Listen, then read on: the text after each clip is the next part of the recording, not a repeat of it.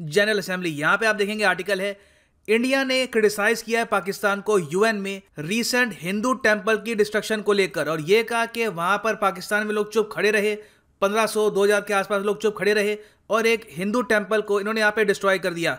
और इंटरेस्टिंग बात यह है कि ये ऑफिशियली किया गया है। इससे पहले अगर हम देखें तो पाकिस्तान के अगेंस्ट स्टेटमेंट्स कोई एमपी कोई नेता देता था, मगर पहली बार जो इंडिया के परमानेंट रिप्रेजेंटेटिव हैं टू द यूनाइटेड नेशंस, इन्होंने यूएन जनरल असेंबली में यूएन को एड्रेस करते हुए पाकिस्तान को यहाँ पे क्रिटिसाइज किया है। और यहाँ पे आप देखेंगे दूरदर्शन जो सरकारी चैनल है, इसने भी इसको प्रॉपर्ली कवर किया। इंडिया ने यहाँ पर रेज किया है issue of the demolition of the Hindu temple इन पाकिस्तान, और साथ में ये भी कहा है कि बहुत बड़ी आयरनी है, विडंबना है अपने आप में, कि पाकिस्तान हाल ही में एक ऐसा रेजोल्यूशन को स्पॉन्सर करता है जहां पर रिलीजियस साइट्स की प्रोटेक्शन की बात की जाती है। नाउ ये कौन सा रेजोल्यूशन है, इंडिया ने यहां पर कहा क्या है, पाकिस्तान ने इसके रिस्पॉन्स में क्या कहा है, डिस्कस करेंगे, बहुत कुछ आपको जानने को मिलेगा। So a lot to know, a lot to discuss as always, but before we begin एक क्वेश्चन मैं आपसे पूछूंगा, इनमें से वो कौन सी कॉन्फ्रेंस थी जहां पर अडॉप्ट किया गया था यूनाइटेड नेशंस चार्टर को ऑन 26 जनवरी 1945? बहुत ही फेमस है यूएन चार्टर, और जिस कॉन्फ्रेंस में इसको अडॉप्ट किया गया था ये भी आपको हर जनरल नॉलेज की बुक में मिलेगा। ये है यहाँ पे आपकी options, London conference, Tokyo conference, San Francisco conference या फिर मैड्रिड कॉन्फ्रेंस। कमेंट सेक्शन में करो आंसर, सही आंसर मैं आपको दूंगा वीडियो के अंत में। और आप किसी भी एग्जाम की प्रिपरेशन कर रहे हैं, whether it is SSC, bank, railways, MPPSC, UPPSC, आप परचेज कर सकते हैं अनअकैडमी के कोर्सेज। ये प्राइस पे करने की आवश्यकता है नहीं, अनअकैडमी की ऐप या फिर वेबसाइट पे जाओ, यूज करो वहां पर कोड PD10 और ये होगा आपके कोर्स का price after the discount. So use the code PD10 and save money. Alright, so issue क्या है, सबसे पहले मैं आपको बताता हूँ। यूनाइटेड नेशंस जनरल असेंबली जो आपको मिलेगी यूएन हेडक्वार्टर्स जो लोकेटेड है न्यूयॉर्क यूएसए में, यहाँ पर हाल ही में एक रेजोल्यूशन पास हुआ। रेजोल्यूशन पास कैसे होता है, कुछ देश हैं जो कहते हैं कि देखो ये एक आइडिया, ये एक रेजोल्यूशन है, हम इसको सामने रखते हैं आपके, और फिर जो 193 मेंबर होती हैं यूएन जनरल असेंबली की, ये यहाँ पर वोट करती है येस और नो में, और अगर येस वाले वोट ज़्यादा हैं तो रेजोल्यूशन कर लिया जाता है अडॉप्ट। तो एक दिन पहले एक रेजोल्यूशन यहाँ पर पास हुआ और इसको अडॉप्ट कर लिया गया। रेजोल्यूशन का नाम है promoting a culture of peace tolerance to safeguard religious sites.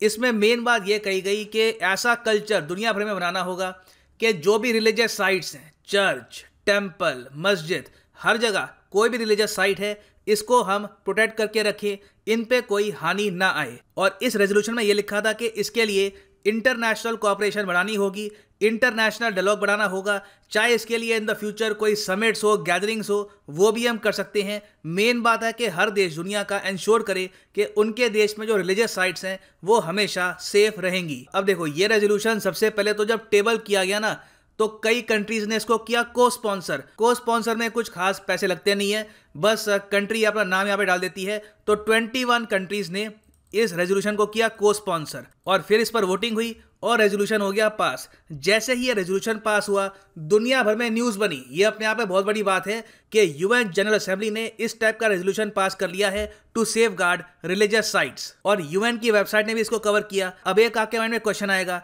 तो क्या ये कुछ लीगली बाइंडिंग होता है? मतलब कि अब ये रेजोल्यूशन पास हो गया तो कल को किसी कंट्री में चर्च, टेंपल कहीं पर अटैक होता है तो यहाँ पे पेनल्टी लगेगी? तो इसका आंसर है नहीं, ये लीगली बाइंडिंग नहीं होता। हाँ, आप कह सकते हैं कि यूएन में उस कंट्री की निंदा हो सकती है, क्रिटिसिज्म हो सकता है इन द फ्यूचर, मगर कोई लीगली बाइंडिंग ये है नहीं। नाउ यूनाइटेड नेशंस में जैसे ही वोटिंग होती है, ये रेजोल्यूशन अडॉप्ट होता है।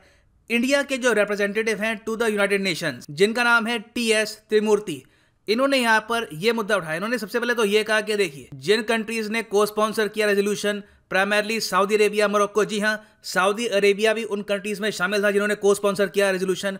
इंडिया ने कहा कि हम उनका करते हैं थैंक्स, और बिल्कुल इस रेजोल्यूशन को हम करते हैं सपोर्ट। और हमारे देश में अगर आप बात करें तो हम हैं एक सेकुलर देश। यहाँ पे इन्होंने बोला कि इंडिया है एक sovereign, socialist, secular, democratic Republic. हमारे देश में नागरिकों को कंप्लीट फ्रीडम है कि वो अपना रिलीजन प्रैक्टिस कर सकते हैं, अपने थॉट्स एक्सप्रेस कर सकते हैं, और आर्टिकल 25 जो है भारत के संविधान का, ये सबको राइट देता है practice, propagate and preach their religion. उसके अलावा जो प्लेसेस ऑफ वर्शिप हैं, मंदिर, मस्जिद, चर्च, गुरुद्वारा, कोई और प्लेस ऑफ वर्शिप, इन सब की प्रोटेक्शन के लिए इंडिया में एक एक्ट भी है, इस एक्ट का नाम है the places of worship special provision act of 1991। तो इंडिया बिल्कुल इस आइडिया को सपोर्ट करता है कि रिलीजियस राइट को करना चाहिए प्रोटेक्ट, मगर इंडिया ने यहाँ पर यह ऐड किया कि हमको ये भूलना नहीं चाहिए कि दुनिया में कई देश हैं, वहाँ पे आज भी हम देख रहे हैं कि मिनॉरिटीज़ पे अटैक होता है और जो उनकी रिलीजियस प्लेसेस ऑफ वर्शिप है वहाँ पे भी अटैक होता है। रिसेंटली अटैक हुआ भी है। इन्होंने पहले यहाँ पर बात करी है बामियान बुद्धा की। ये बहुत ही फेमस बुद्धा स्टैचूज थे और तालिबान ने इनको डिस्ट्रॉय किया था। उसके बाद इंडिया ने मुद्दा उठाया सिख गुरुद्वारा की बॉम्बिंग का अफगानिस्तान में,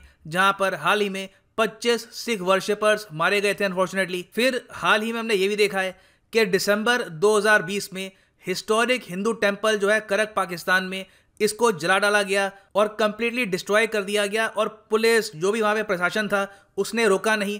वीडियो फुटेज भी इसकी रिलीज हुई थी।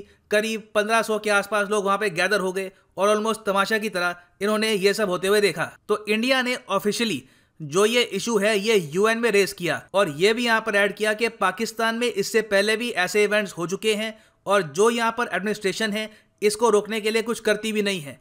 तो ये बहुत ज़्यादा बड़ी आयरनी है, विडंबना है। दुनिया भी इसके बारे में सोचेगी कि ऐसा रेजोल्यूशन पास होता है और पाकिस्तान जैसा देश इसको को स्पॉन्सर करता है। एटलीस्ट यूएन को यहाँ पर सोचना चाहिए था कि किस कंट्री को अलाउ किया जा रहा है इसको को स्पॉन्सर करने के लिए। नाउ यहाँ पर मैं ये भी ऐड कर दूँ कि बिल्कुल रिसेंटली 5 जनवरी को ये भी न्यूज़ सामने आई है कि पाकिस्तान के सुप्रीम कोर्ट ने ऑर्डर किया है कि जो हिंदू टेम्पल जला दिया गया था इसको वापस कंस्ट्रक्ट करो, इसकी रिकंस्ट्रक्शन स्टार्ट की जाए।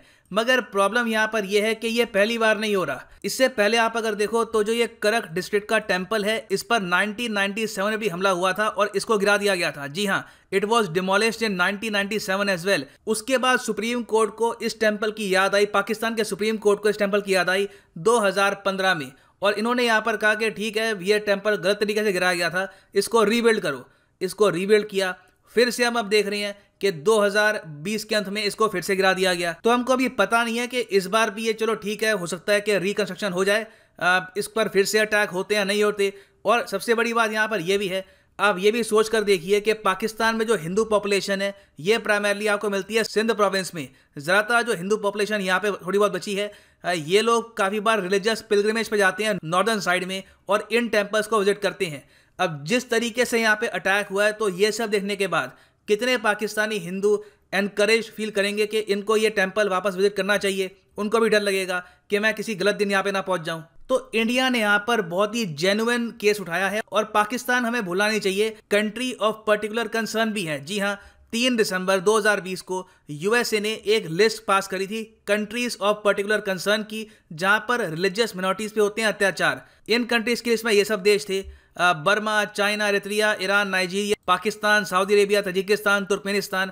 अब पाकिस्तान इस लिस्ट में शामिल है, तब भी हम यहाँ पे को स्पॉन्सर करने दे रहे हैं उसको, तो ऑब्वियसली एक क्वेश्चन तो इससे रेज होगा। हालांकि मैं ये भी ऐड कर दूं कि कंट्रीज ऑफ पर्टिकुलर कंसर्न की जो लिस्ट है ये यूएस स्पेसिफिक है, इसको यूनाइटेड नेशंस ने अडॉप्ट किया नहीं है। मगर इंडिया ने यहाँ पर ये इशू मैं कहूँगा पहली बार इतने बोल्ड तरीके से रेज किया है। और इसको रेज करने की इंपॉर्टेंस आप पूछेंगे क्या है? इंपॉर्टेंस ये है कि ये जो स्टेटमेंट है ये रिकॉर्डेड हो चुकी है अब यूएन की वेबसाइट पे। ये मैं आपको दिखाता हूँ। यहाँ पे आप देख पाएंगे ये यूनाइटेड नेशंस की ऑफिशियल वेबसाइट है। यहाँ पर लिखा है उस रेजोल्यूशन का नाम और सीधा यहाँ पे आप देखोगे कि बाकी कंट्रीज के रिप्रेजेंटेटिव्स ने यहाँ पर क्या कहा है। जो मोरक्को, सऊदी अरेबिया, बाकी सब कंट्रीज, इन्होंने यहाँ पर ये बोला कि दुनिया भर में जिस तरीके से मॉस्क पे अटैक्स हुए हैं, जो न्यूजीलैंड में हुआ था, वो सब गलत है, ये रुकना चाहिए। बिल्कुल ठीक बात है उनकी। इंडिया की जो स्टेटमेंट है ये भी यहाँ पर हो चुकी है रजिस्टर। ये बहुत ही इंपॉर्टेंट बात है। This is why it is important to speak. यहाँ पे आप देखोगे लिखा है the speaker for India said कि हिंदू टेम्पल को जला दिया गया खैबर पख्तूनख्वा में इन पाकिस्तान। अथॉरिटी जो थी पाकिस्तान की ये बस खड़ी रही यहाँ पर। तो इस टाइप का रेजोल्यूशन एक स्मोक स्क्रीन नहीं हो सकता पाकिस्तान जैसे देशों के लिए। स्मोक स्क्रीन का ये मतलब है कि इन वेरी सिंपल लैंग्वेज में आपको बता दूं, अपने हाथ साफ कर लेना कि आपसे कुछ गलत हुआ है, कुछ आपसे अपराध हुआ है, उसके बाद आप बस उसको ढक दे एक रेजोल्यूशन को सपोर्ट करके। तो ये इंडिया की मेन पिच थी। यहाँ पर पाकिस्तान के जो रिप्रेजेंटेटिव हैं इन्होंने इंडिया का जवाब भी दिया। यहाँ पर इन्होंने रिस्पॉन्स में यहाँ पर यह कहा कि इंडिया को इस टाइप की स्टेटमेंट करने का कोई हक नहीं है, अनवारंटेड असर्शंस हैं इनके। इन्होंने ये कहा कि इंडिया में तो हाल ही में जो इनकी मुस्लिम मिनॉरिटी है उन पे आरोप लगा दिया गया कि कोविड-19 के केसेस बढ़े इनकी वजह से। उसके अलावा लव जिहाद का जो इशू है इंडिया में, ये भी काफ़ी न्यूज़ में है। तो इन्होंने ये सब कुछ स्टेटमेंट्स दे दी, जबकि इनमें से कोई भी स्टेटमेंट जो मेन इशू है रिलीजियस राइट की प्रोटेक्शन, उससे रिलेट करती हुई नहीं थी। सो वापस आते हैं अपने क्वेश्चन पे। ये मैंने आपसे पूछा था कि which conference adopted the United Nations charter on 26 January 1945। यहाँ पर सही उत्तर है option C, San Francisco conference. यहाँ पे आप देख पाओगे charter of the United Nations and the statute of the International Court of Justice, San Francisco 1945। तो ये है अंत हमारी वीडियो का। Thank you for listening and as always God bless you all.